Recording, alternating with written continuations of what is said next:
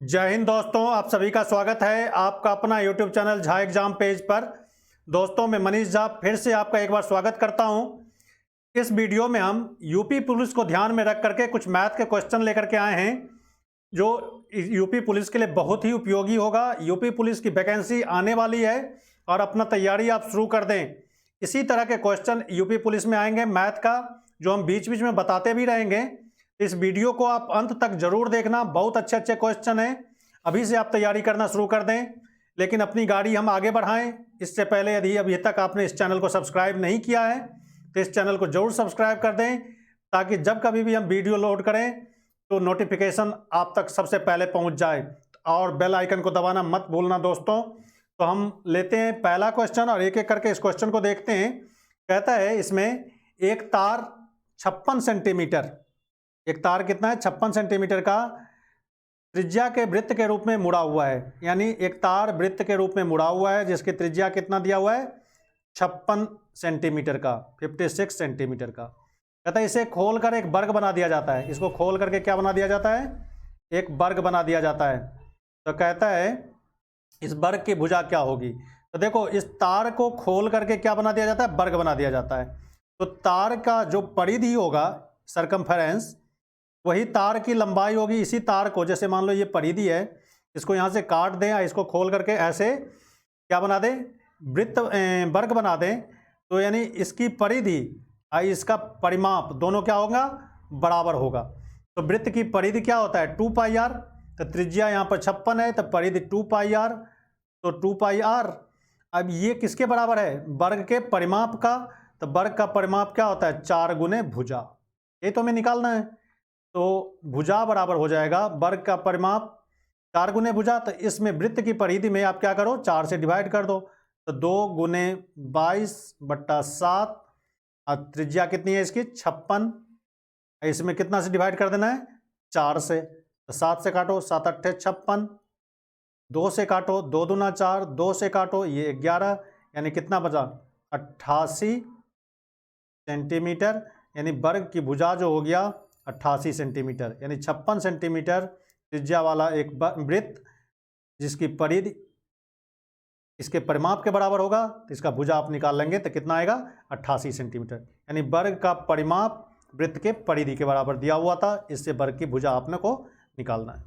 अगला क्वेश्चन कहता है एक घड़ी को 30% लाभ पर बेचा गया है। एक घड़ी को कितने परसेंट लाभ पे बेचा गया, 30% के लाभ पे। यदि उसे 80 रुपया कम में बेचा जाता तो उस पर 10% की हानि होती। तो कहता है उस घड़ी का लागत मूल्य कितने रुपए की है, यानी उसका सीपी निकालना है। 30% लाभ पर बेचा जाता है, 80 रुपया कम में खरीदता, 30% लाभ पर बेचा जाता है, मतलब 130% पे बेचा जाता है। यानी उसका कीमत यदि x रुपया हो, सीपी कितना हो x हो, तो एसपी कितना बन जाएगा उसका 130/100x। यानी काटोगे तो ये हो जाएगा 13x/10। अब कहता है 100 रुपये 80 रुपया कम में खरीदे, यानी 13x/कितना 10 माइनस 80 इतना कम में खरीदे। तो कहता है उसे 10% की हानि होती है। तो x रुपया का सामान था, 10% की हानि होती है। तो 10% मतलब x का 90%, तो x तो 90x/100, ये उसका क्या हो जाएगा, नया एसपी हो जाएगा। 80 रुपया कम में खरीदे तो इतना लॉस होता है 10% का, तो उसका एसपी इतना बन जाएगा। इसको घटा दो, काट दो। तब ये 9x/10, इसको इधर लाओ तो 13 में से 9 घटाओगे तो 9 4 13, तो 4x/10 बराबर कितना 80। 4 से काटो तो ये हो जाएगा 20x बराबर कितना 200। यानी उस घड़ी की कीमत कितनी थी 200 रुपया। तो बी आंसर हमारा यहाँ पर क्या हो जाएगा, सही हो जाएगा। तो बी के साथ यहाँ पर चलेंगे। कुछ नहीं करना, पहले 30% लाभ पे बेचा जाता है, एसपी 30%। कहता है इसको यदि 80 रुपया कम में खरीदे बेचे, 80 रुपया कम में बेचता है तो 80 रुपया माइनस कर दो तो उसे लॉस हो जाता है कितना 10% का। तो लॉस या प्रॉफिट किस पे निकालते हैं, सीपी पे निकालते हैं। तो सीपी एक्स है, 10% लॉस, यानी 100 का सामान 90 में 90% हो गया, तो एक्स का 90%। इसको सॉल्व कर दो 200 रुपया। तो बी आंसर हमारा यहाँ पर क्या हो जाएगा, सही हो जाएगा। नेक्स्ट क्वेश्चन कहता है किसी रचना के अंकित मूल्य पर 10% छूट देकर प्रकाशक को 20% लाभ मिले। 10% डिस्काउंट देने के बाद 20% लाभ मिले। यदि वह 15% छूट दे तो प्रकाशक को कितना लाभ मिलेगा। 10% छूट यानी 100 रुपया का सामान हो, मान लो 100 रुपया का सामान हो, 10% छूट देता हो तो एसपी कितना बन जाएगा। 10% छोड़ दे 100 रुपया में तो कितना हो जाएगा 90 रुपया। 100 में से 10 घटा दो, 10% छूट देता है तो 100 का में से 10 घटा दो, 10% छूट यानी 90 रुपया हो गया। कहता है प्रकाशक को 20% लाभ मिले तो 20% लाभ 90 में बेचता है, यदि लाभ बेचा जाता है तो लाभ 20% तो सीपी कितना हो जाएगा, सीपी हो जाएगा एसपी 90। कितना का लाभ मिलता है 20% का तो 100/120।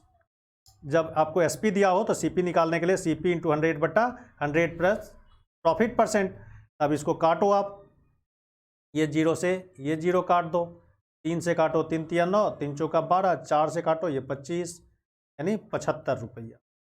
यानी 75 में खरीदा और 90 में बेचता है और उसका अंकित मूल्य जो भी हो 100 रुपया यदि हमने मान लिया था, यदि 75 में खरीदा 90 में बेचा 100 रुपया अंकित मूल्य। अब कहता है डिस्काउंट को बढ़ा करके 15%। तो डिस्काउंट कब किस पर मिलता है, अंकित मूल्य पे। तो नया एसपी कितना हो जाएगा आपका 15% छोड़ दिया, 100 का 15%, तो 100 का 15% तो कितना हो गया 85। यानी खरीदा 75 में और डिस्काउंट नया दिया 85, यानी कितना छोड़ दिया उतने 10 रुपया का। तो परसेंटेज डिस्काउंट पूछ रहा है कितना परसेंट डिस्काउंट देगा, तो डिस्काउंट जो होगा तो कितना यहाँ पर दिया 15% तो 85। तो कहता है प्रकाशक को कितना लाभ मिला, तो लाभ परसेंट पूछ रहा है। तो लाभ परसेंट क्या हो जाएगा 10 रुपया का लाभ, कॉस्ट प्राइस उसका 75, सेलिंग प्राइस 85, तो कितना पे तो 75 पे, तो 10/75 गुने 100। 25 से काटो, 25 × 75, 25 × 100 यानी 40/3%। तो 13 × 39, 13.1/3%। सी आंसर हमारा हो। इसको एक बार फिर समझ लो, आप नहीं समझ में आया हो तो 100 रुपया आपने अंकित मूल्य मान लिया, यानी मार्क प्राइस उसका 100 रुपया मान लिया। 10% छोड़ देता है तो 10% छोड़ देने के लिए तो 10% डिस्काउंट देता है वो, तो कितना में मिलेगा 100 का सामान 90 में मिलेगा तो 90 रुपया हो गया। अब कहता है प्रकाशक को 20% लाभ होता है, तो 20% लाभ होता है तो आप क्या निकालोगे सीपी निकालोगे। तो 90 रुपया आपका एसपी दिया हुआ है और 20% लाभ होता है तो 100/120, इसको काटो तो 75 रुपया आपका सीपी निकल जाता है। तो अब कहता है कि यदि वो लाभ डिस्काउंट क्या करे 15% कर दे, 10% से बढ़ा के 15% कर दे, तो 15% डिस्काउंट करेगा तो एसपी कितना मिल जाएगा उसे, तो 85। क्यों 15% अब छोड़ देता है, 100 का सामान में 15 छोड़ देता है तो 85, तो सीपी हो गया 75, एसपी हो गया 85, तो कितना रुपया का लाभ हुआ, तो 10 रुपया का 75 से 85, इसको घटाओ तो 10 रुपया का, तो लाभ प्रतिशत निकालो, तो लाभ बट्टा सीपी, तो सीपी आपका 75 गुने 100 काटोगे तो 13.1/3%। तो हमारा आंसर क्या हो जाएगा, सी आंसर हमारा सही हो जाएगा। ठीक है, समझ में आ रहा होगा। अगला क्वेश्चन है, एक मशीन के मूल्य में प्रतिवर्ष 5 रुपया का ह्रास होता है, 5 रुपया की कमी होता चला जाता है, डिप्रिसिएशन होता है। यदि इसका वर्तमान मूल्य 2 लाख रुपया हो तो 2 वर्ष बाद इसका कीमत क्या होगा। तो देखो 2 लाख रुपया का कोई मशीन है, 2 लाख रुपया का कोई मशीन है, 5% के रेट से उसमें क्या होता है डिप्रिसिएशन होता है। तो 2 वर्ष के बाद उसका कीमत, तो क्या करना है 1/r कितना है 5%, तो 5/100 कर लो, 5% घट रहा है हर साल, यानी 2 लाख का जो सामान कीमत वाला मशीन है 1 साल के बाद क्या हो जाएगा 5% कम कीमत हो जाएगा उसका। लेकिन ऐसे कितने साल बाद 2 साल के बाद पूछ रहा है तो पावर 2 कर दो, इसको काटो 5 से काटो तो ये 20 हो गया। 2 लाख का सामान है, मशीन है, कितना जीरो 5 जीरो डाल दो, 4 1 5 जीरो, इसको घटाओ तो 20, 1 घटे 1/20 तो 19/20, 2 बार गुना कर दो 19/20 गुने 19/20, क्योंकि पावर 2 दिया हुआ है। अब इसको काटो, 2 जीरो से 2 जीरो काट दो, ये 2 जीरो काट दिया, 4 से काटो, ये 4 पंचे 20, 500, ये 19 को गुना करो 3 से 61 गुने 500। अब इसको गुना कर लो, तो 5 से गुना करो 2 जीरो रहा, ये 5, 6 पंचे 30, 3 5 3 15 3 18, ये हो गया 18 0 5 डबल 0। तो हमारा आंसर क्या हो जाएगा, ए आंसर हमारा यहाँ पर सही हो जाएगा, ए के साथ यहाँ पर चलेंगे। अगला क्वेश्चन है, कहते हैं कौन सी राशि चक्रवृद्धि ब्याज द्वारा 1 वर्ष के अंत में 650 रुपया, ध्यान से देखना इसको, 1 वर्ष के अंत में चक्रवृद्धि ब्याज 650 रुपया और 2 वर्ष के अंत में कितना होता है 676 रुपया। तो कहता है वो राशि कौन सी है, यानी मूलधन निकालना है। तो देखो दोस्तों कि 1 वर्ष का साधारण ब्याज हो और या 1 वर्ष का चक्रवृद्धि ब्याज हो, दोनों बराबर होता है। 1 वर्ष का साधारण ब्याज या 1 वर्ष का चक्रवृद्धि ब्याज, दोनों हमेशा क्या होता है, बराबर होता है, सेम देता है, यानी मिश्रधन उसका सेम आएगा। तो यहाँ पर कहता है 1 वर्ष के अंत में 650 रुपया होता है और 2 वर्ष के अंत में 676 रुपया। तो 1 वर्ष का ब्याज क्या हो जाएगा, 1 वर्ष का ब्याज, 1 वर्ष का ब्याज क्या हो जाएगा, तो देखो 676 में से आप क्या घटा लो, 650 घटा लो, तो कितना हो जाएगा 26 रुपया। इससे आपको क्या निकल जाएगा, दर निकल जाएगा। तो देखो 1 वर्ष का यानी 650 दर निकालने के लिए 26 रुपया कितना पे, तो 650 का निकला होगा अगले वर्ष में, तो 650 गुने 100 काट दो इसको, यानी 650 का ब्याज कितना मिला 26 रुपया, तभी ये 676 बना। तो ये जीरो से ये जीरो काट दो, 13 दूना 26, 13 पंचे 65, 5 दूना 10, यानी 4% दर आपने निकाल लिया। हमें मूलधन निकालना है कि मूलधन क्या है, कि 1 वर्ष में वो 650 बन जाता है, 2 वर्ष में 676 बन जाता है, तो 4% हमारा दर निकला। अभी हमने बताया कि 1 वर्ष का साधारण ब्याज हो या चक्रवृद्धि ब्याज हो, दोनों बराबर होता है। 1 वर्ष में मिश्रधन कितना बनाता है 650, मिश्रधन बराबर क्या होता है, मूलधन हम मान लेते हैं x प्लस मूलधन गुने समय, समय हो गया 1 वर्ष, दर हो गया 4/100, यही हो गया।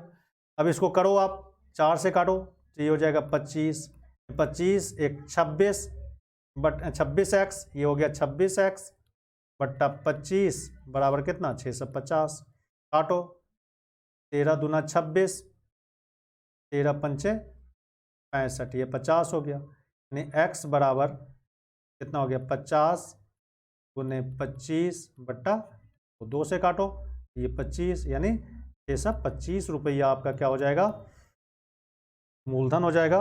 तो 625 यहाँ पर आंसर सही होगा। तो 1 वर्ष का साधारण ब्याज और 1 वर्ष का चक्रवृद्धि ब्याज बराबर होगा, तो इसलिए यहाँ पर आपने ये चक्रवृद्धि ब्याज दिया हुआ था, तो इसलिए हमने यहाँ पर साधारण ब्याज का फॉर्मूला लगा करके मूलधन प्लस मूलधन गुने समय गुने दर बट्टा 100 करके ये मिश्रधन निकाला, दोनों को इक्वेट किया तो हमारा मूलधन निकला। और जब मूलधन निकल गया तो यही तो हमारा आंसर था, तो 625 रुपये हमारा आंसर सही होगा। नेक्स्ट क्वेश्चन है, कहता है 18 फीट चौड़ी और 22 फीट लंबी एक दुकान का मासिक किराया 2244 रुपया है, तो दुकान के 1 वर्ग फुट का वार्षिक किराया क्या होगा। हमें वार्षिक किराया निकालना है किसका, 1 वर्ग फुट का। तो देखो 1 महीने का किराया कितना है 2244 रुपया, 2244 रुपया 1 महीने का किराया है। तो पूरे साल का किराया कितना होगा, 12 से गुना कर दो। 1 महीने का किराया 2244 रुपया, तो 1 साल का किराया कितना होगा 12 से गुना कर दो। ये कितना का हो गया, पूरे क्षेत्रफल का। तो लेकिन हमें 1 वर्ग फुट का निकालना है, तो 1 वर्ग फुट का निकालना है तो पूरे क्षेत्रफल से डिवाइड कर दो आप। ये कितना हो जाएगा 18 गुने 22, ये क्षेत्रफल हो गया ना आपका, क्षेत्रफल लंबाई गुने चौड़ाई करते हो, 18 गुने 22 करो, इससे डिवाइड कर दो टोटल में, तो क्या आ जाएगा आपका 1 वर्ग फुट का आंसर आ जाएगा। तो यहाँ पर कितना है 18 गुने 22, तो 22 से गुना करो डिवाइड करो, तो यहाँ पर 12 है, 6 से करो 6 दूना 12, 6 18, 3 आया, 11 से काटो 11 दूना 22, 11 से करो 11 दूना 22, 0 11 चौक 44, 2 से 2 काटो, अब 3 से काटो, ये 3 से काटोगे तो ये हो जाएगा 3 छक्के 18, 2 3 अट्ठे 24, यानी 68 रुपया आपका क्या होगा, 68 रुपया आपका 1 वर्ग फुट का किराया वार्षिक होगा। तो हमारा डी आंसर यहाँ पर सही होगा। अगला क्वेश्चन कहते हैं 900 रुपया को ABC में बांटो 4 5 6 के अनुपात में, तो कहता है ए और सी का अंतर क्या होगा। 900 रुपया को बांटना है ABC में 4 5 6 के अनुपात में, तो कहता है AC का अंतर, तो ए का कितना हिस्सा होगा 900 रुपया में, तो 900 है गुने ए का, ए का है 4, 4 बट्टा कितना में 6 5 11 4 15, 15 रुपया में 4 रुपया ए का हिस्सा है, ऐसा समझो कि 6 5 4 9 6 15, तो 15 रुपया में 4 रुपया ए का हिस्सा है, तो 15 से काटो, 15 छक्के 90, 0 60, यानी 240 रुपया क्या हो गया ए का। और सी का कितना बनेगा, तो सी का आप निकाल लो, तो ये हो जाएगा 6 गुने यहाँ पर 900 बट्टा 6 गुने 900 बट्टा कितना यहाँ पर 15, यानी 15 रुपया में 6 रुपया, तो 15 से करो, 15 छक्के 90, 60, 360 रुपये। कहते हैं इन दोनों का अंतर क्या होगा, 240 और 360 का अंतर 0, 2, 1, 120 रुपया। 120 कौन सा आंसर है, बी आंसर हमारा यहाँ पर सही होगा, तो बी के साथ यहाँ चलेंगे। अगला क्वेश्चन है, कहता है किसी एक संगठन में 40% कर्मचारी मैट्रिक पास है। मैट्रिक पास मतलब 10th पास है। शेष के 50% स्नातक हैं, स्नातक मतलब ग्रेजुएट हैं, 50% शेष के। तो कहता है तथा अवशिष्ट मतलब बचे हुए कितना है, 180 स्नातकोत्तर हैं, मतलब पीजी हैं, एमए हैं। तो कहता है स्नातक कर्मचारियों की संख्या कितनी है। तो मान लो कुल कर्मचारी कितने हैं, 100 है। तो मैट्रिक कितना हो गया, 40%, यानी 40 कर्मचारी मैट्रिक हो गया। मैट्रिक कितना हो गया, मैट्रिक 40% है तो 40 हो गया। तो शेष कितना बचा, शेष बचा 60। 40 ये मैट्रिक हो गया, तो शेष कितना हो गया, 60। इसका 50% क्या है, स्नातक है, तो 50/100, यानी 50 से करो तो 2, यानी 30। यानी 30 क्या है, स्नातक है। स्नातक कितना हो गया, स्नातक कितना हो गया, 30। तो स्नातकोत्तर कितने हो गए, 30। स्नातकोत्तर कितने हो गए, 30। 30 स्नातकोत्तर हो गए। तो यहाँ पर कह रहा है कि अवशिष्ट कितना है, 180। जब 100 मानते हैं, 30% कितना हो गया, 30% हो गया 180। यही ना, ये परसेंट में था, इसका आधा था ये 40, यानी 30% हो गया 180। तो 1% कितना होगा, 180/30। 100 में निकालना है, 100 से गुना कर दो आप, ये 0 से ये 0 काटो, 3 से काटो 6, यानी 600 बच्चे टोटल थे। 600 बच्चे उस संगठन में, 600 लोग हैं, 600 लोग हैं। अब कहता है कि स्नातक की संख्या कितनी है। तो स्नातक आपने देखा था 30%, तो अब 600 का 30% निकाल दो, 30/100, 0 काटो 2 से, 180 क्या हो गया, कर्मचारी क्या हो गए, स्नातक पास हैं। तो सी हमारा यहाँ आंसर यहाँ पर हो जाएगा। अगला क्वेश्चन है, कहते हैं एक रकम साधारण ब्याज की दर से 2 वर्ष में 2240 रुपया और 5 वर्ष में 2600 रुपया हो जाता है, तो वह राशि क्या है। इस तरह के क्वेश्चन हमने चक्रवृद्धि ब्याज और साधारण ब्याज का जो वीडियो हमने डाला है, उसमें इस तरह के कई सारे क्वेश्चन दे रखे हैं। आप वहाँ से उस वीडियो को ढूंढ करके आप उसको देखिए, तो वहाँ से आप इसका कंसेप्ट ले सकते हैं। और बहुत ही अच्छा क्वेश्चन है, बार बार पूछा जाता है। इसको बाय प्रोसेस बनाएंगे, बहुत टाइम लगता है। यहाँ पर हम एक ट्रिक से समझाते हैं, आप इसको समझना। जैसे यहाँ पर कहता है 2 वर्ष में कितना हो रहा है, 2240 रुपया साधारण ब्याज। ध्यान रखना कि साधारण ब्याज का क्वेश्चन है। साधारण ब्याज की दर से 2 वर्ष में कितना, 2240 रुपया, और 5 वर्ष में कितना हो रहा है, 2600।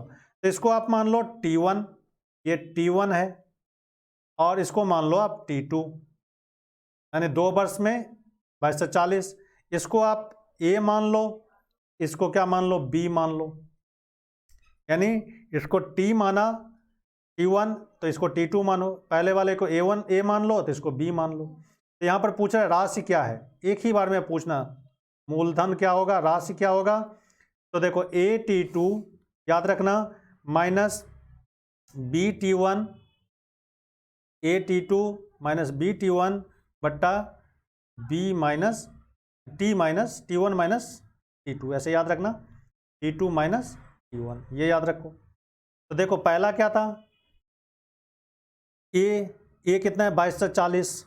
तो 2240 गुने T2, AT2 गुने 5 कर लो, माइनस B कितना है आपका यहाँ पर 2600। तो 2600 गुने T1, तो T1 2 बट्टा T2 माइनस T1। तो T2 माइनस T1 कितना हो गया, 5 घटे 2, 5 घटे 2, बस यही करना है। तो इसको घटा दो, ये हो गया, इसको गुना करो, तो 11,200 घटे 26 दूना 5200 बट्टा, तो सॉल्व कर दो, तो 6000 बट्टा 3, इसको काटो, तो ये हो जाएगा 2000। तो 2000 रुपया यहाँ पर हमारा आंसर हो जाएगा। तो ए के साथ यहाँ पर हम लोग चलेंगे। इस तरह के सवाल में आपको ध्यान रखना है कि साधारण ब्याज का क्वेश्चन हो, 2 वर्ष में इतना रुपया, 5 वर्ष में इतना रुपया, तो इस तरह से आप इसको सॉल्व कर सकते हैं। AT2 इसका टाइम ले लो, तो दूसरे का आप क्या ले लो, मिश्रधन ले लो, फिर पहले का मिश्रधन, दूसरे का मूलधन, पहले का मिश्रधन और दूसरे का समय, दोनों को आपस में गुना करके T2 माइनस T1 ये दोनों के समय के अंतर से डिवाइड कर दो, जो आएगा वही राशि बनता है। तो हमारा आंसर यहाँ पर क्या हो जाएगा 2000। तो याद रखना AT2 माइनस BT1 बटा T2 माइनस T1। ये T1 हो गया 2 वर्ष, A हो गया आपका 22 से 40, T2 हो गया 5 वर्ष और B कितना हो गया 2600। इसी फॉर्मूला पे आप रखो, इसको सॉल्व कर दो, सीधा आंसर निकलेगा।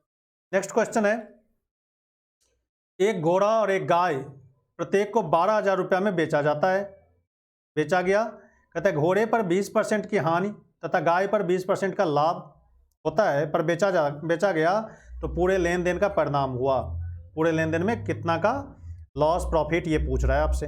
तो देखो जब विक्रय मूल्य सेम हो तो ऐसी स्थिति में हमेशा क्या होता है और प्रॉफिट और लॉस का परसेंटेज समान हो। तो देखो एक वस्तु पर 20% का लाभ होता है, दूसरे पर 20% की हानि होती है। जब इस तरह का सिचुएशन हो, इस तरह का क्वेश्चन हो, तो ऐसे केस में क्या होता है, हमेशा लॉस होता है। क्या होता है, हमेशा हानि होता है। अब इसमें दो तरह के क्वेश्चन पूछे जाते हैं। एक तो हानि होगा, ये तो पता चल गया कि 12,000 रुपये में प्रत्येक को बेचा जाता है, गाय को भी 12,000 में, घोड़े को भी 12,000 में। एक पर 20% प्रॉफिट होता है, दूसरे पे 20% हानि होता है। यानी समान लाभ समान हानि होता हो और विक्रय मूल्य समान हो, ऐसे में हमेशा हानि होगा। तो देखो ये उसको ऑप्शन से भी आप देख सकते हो। तो यहाँ पर लाभ कह रहा है तो ये नहीं होगा, ये भी लाभ कह रहा है नहीं होगा, कोई हानि कोई लाभ। इन दोनों में हम देख सकते हैं कि हानि और या लाभ है। यहाँ पर हानि की भी बात की जा रही है और यहाँ पर भी है, तो ये दोनों ऑप्शन तो होगा ही नहीं। इन्हीं दोनों में निकालना है तो हानि बराबर हम निकालेंगे। तो देखो हानि प्रतिशत तो बड़ी आसानी से निकाल लेते हैं, ये हम आगे बताएंगे। हानि निकालने के लिए आप क्या करेंगे, तो एक हम यहाँ पे ट्रिक देते हैं, 2A जितना दिया हुआ रहेगा, जितना मैं बेचा था प्रत्येक को, उसको 2 से गुना कर दो। ये विक्रय मूल्य हो गया टोटल, बट्टा कितना करना है 100/B।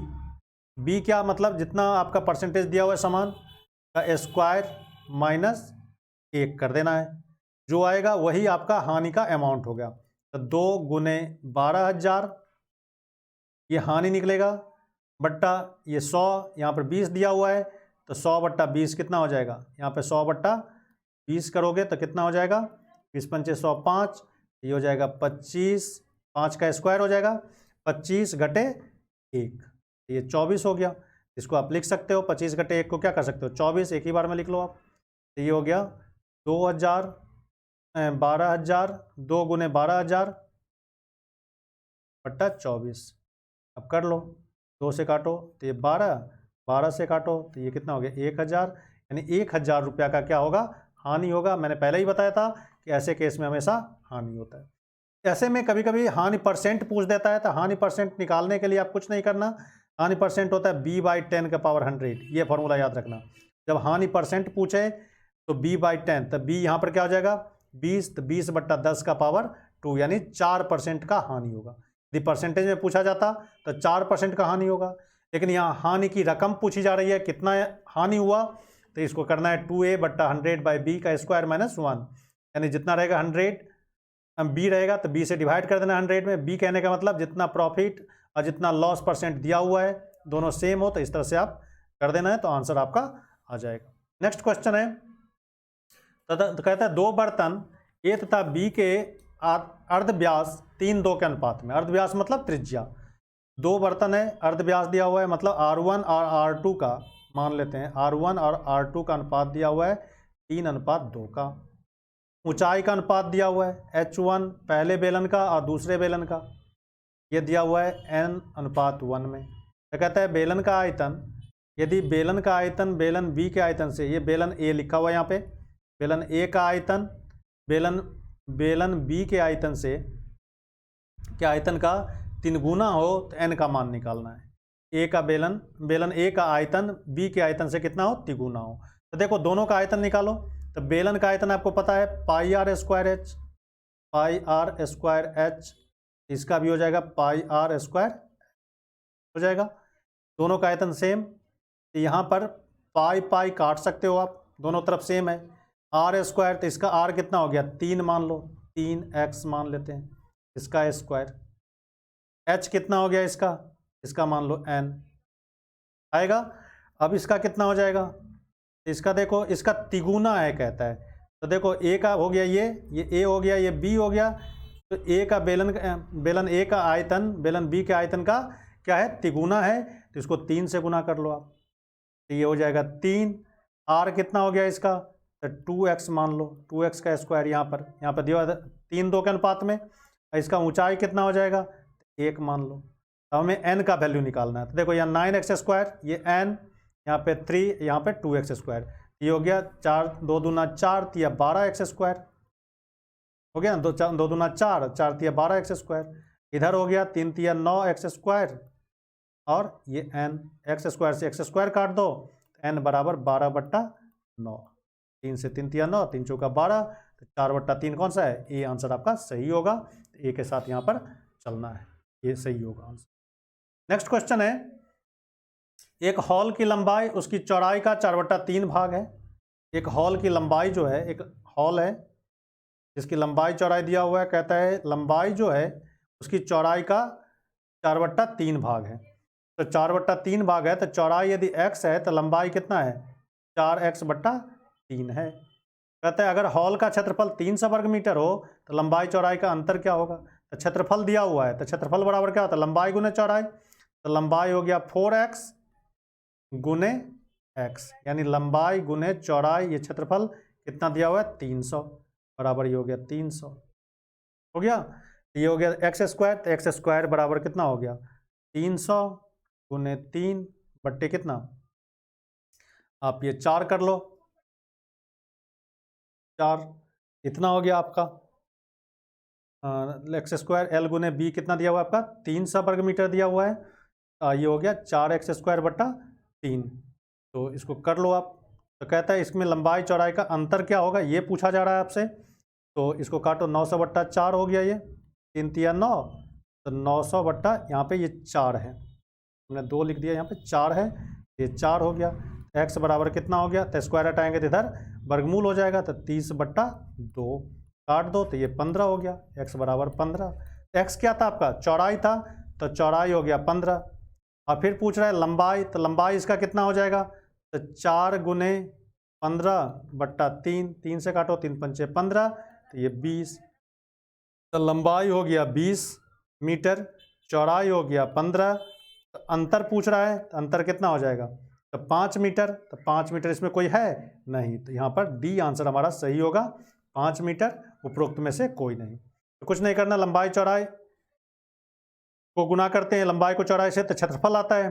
तो लंबाई कहता है चौड़ाई का 4/3 है, तो 4/3, चौड़ाई x माना 4/3x, तो x से गुना कर दो, उससे आपका x का वैल्यू निकलेगा, और फिर लंबाई चौड़ाई निकाल लो, तो उसका अंतर कितना आ जाएगा, 5 आता है यहाँ पर, लेकिन इसमें से कोई नहीं है, तो उपरोक्त में से कोई नहीं, तो डी आंसर हमारा यहाँ पर सही होगा। नेक्स्ट क्वेश्चन है, यदि एक वस्तु की लागत 26 रुपया है, यानी सीपी दिया हुआ है कितना 26 रुपया, कहता है 15% लाभ पर बेचा जाता है, तो उसका विक्रय मूल्य निकालना है। लागत मूल्य है 15% लाभ पे, तो 15% लाभ पे मतलब 115 में बट्टा 100 में बेचा जाता है, तो कहता है उसका विक्रय मूल्य क्या होगा, ये पूछा जा रहा है आपसे। तो इसको कर लो आप, तो इसको काटो 5 से, 1 0 5 से काट लो आप, तो 5 से काटोगे तो ये 20 होगा, 5 से काटो इसको, 5 दूना 10, 5 तिया 15, 23 हो गया। 2 से काटो, ये 13 हो गया, ये हो गया 10, यानी 13 गुने 23/10, तो 13 तिया 39, 3 13 दूना 26 और 3 29/10, यानी 29.1 डिजिट का पॉइंट डालो, यहाँ पर 1 के आगे 1 0 है, तो ये हो गया 29.9, तो 29.9 मतलब 29 रुपया 90 पैसा। तो बी आंसर हमारा यहाँ पर क्या हो जाएगा, सही हो जाएगा, बी के साथ यहाँ पर हम लोग चलेंगे। नेक्स्ट क्वेश्चन कहता है 12 सेंटीमीटर लंबा, 8 सेंटीमीटर चौड़ा और 6 सेंटीमीटर ऊंचा एक आयताकार बॉक्स बनाने के लिए कितने क्षेत्र का कार्डबोर्ड चाहिए। तो देखो एक बॉक्स बनाना है, इसमें लंबाई चौड़ाई ऊंचाई हो, तीनों दिया हुआ है, तो इसका मतलब क्या है, घनाभ है, क्यूबाइड है, इसमें लंबाई चौड़ाई ऊंचाई तीनों दिया हुआ हो, वो क्या होता है, क्यूबाइड।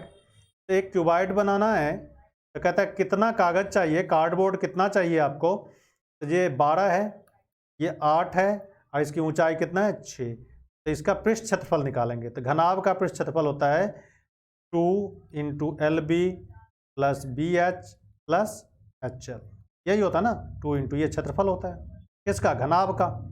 आयताकार बक्सा है, इसका मतलब ये घनाभ है, घनाभ है, लंबाई चौड़ाई ऊंचाई दिया हो।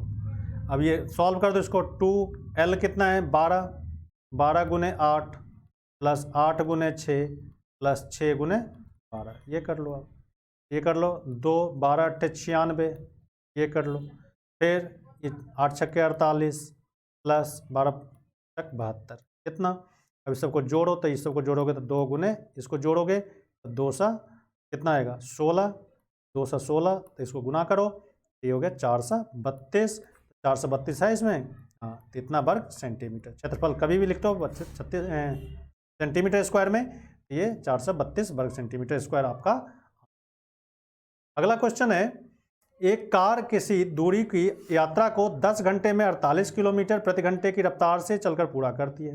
यानी चाल दिया हुआ है, चाल गुने समय बराबर क्या होता है?